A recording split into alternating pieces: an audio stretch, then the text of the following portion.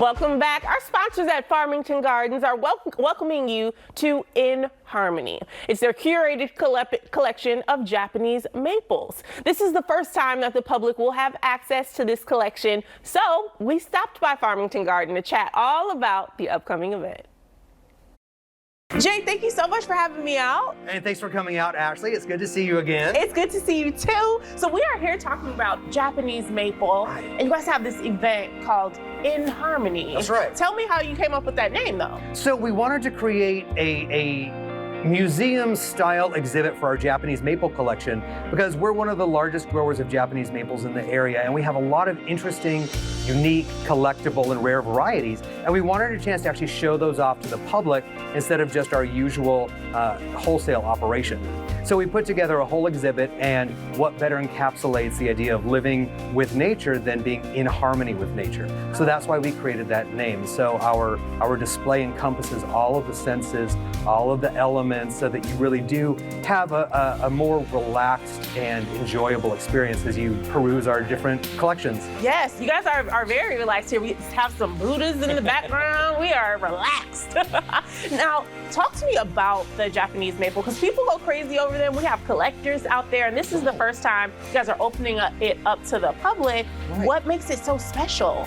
Well, what makes Japanese maples so special is that they're one of the most beautiful smaller trees out there, especially among maples. You know, most maples get absolutely enormous. Japanese maples stay a little smaller, plus they do really well in our area, and they are just such a great focal point in someone's yard, whether it's your front yard, your backyard. It's always going to draw your attention, and they're always doing something different. Their spring color, their summer color, fall color, even their winter color can be really interesting. So they have a little bit of interest year-round. Like the coral bark maple looks coral red, almost like it's on fire, you know, in the wintertime when you don't see the leaves. Yeah. So yeah, there's a lot of interest to be had. Paper bark maples, they lose their bark in an exfoliating kind of like a paper peel away sort of texture. So they're really cool looking too. So right now is still a good time to plant our Japanese maples. This is a perfect time to be planting Japanese maples. It's a little cool. We're getting into the rainy season, so you're not going to have to freak out about watering them as much by hand. So that's yeah. Am I drowning it? Am I doing it too much? Not enough? And they're very sensitive to that. So this is a great time to plant them. I love that. Do you have any favorites? I do. I've got a couple favorites I brought out for you. One of them, of course, is the Oregon Sunset right here. This is one of my all-time favorites. Of course, it's a local variety. It has this beautiful kind of reddish color in the fall, and then also its new growth comes out in kind of a pinkish red color. Nice. So this is a really gorgeous variety. Very pretty.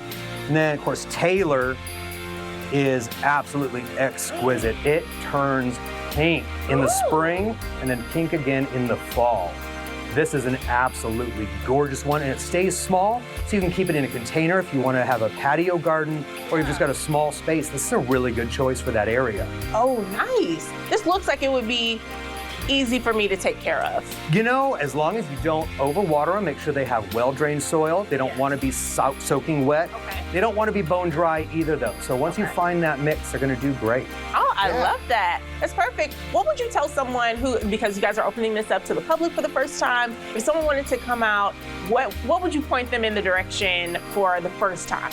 For the first time, I would tell them, go into the upper gate, start at the top, look at the water feature. We've got a beautiful stream, we've got fountains.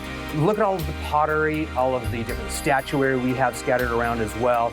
Everything is organized out there. We have a fantastic catalog available to anybody who wants one that will help guide them through the entire experience and find exactly the variety that they're looking for. Now, Jay, I want to make sure everyone has an opportunity to get out here and have so much fun. When does this end? It ends on September 28th. So you want to make sure that you get out here in time to see it before then. Yes, absolutely. Well, I have to thank you once again for letting me come out. I love everything I'm surrounded by whenever I can get a chance to visit you guys. Thank you so much. Well, and thank you again for coming out. It's been good. Huge thank you to our sponsors at Farmington Garden. Remember that these Japanese maples will be available for purchase through September 28th.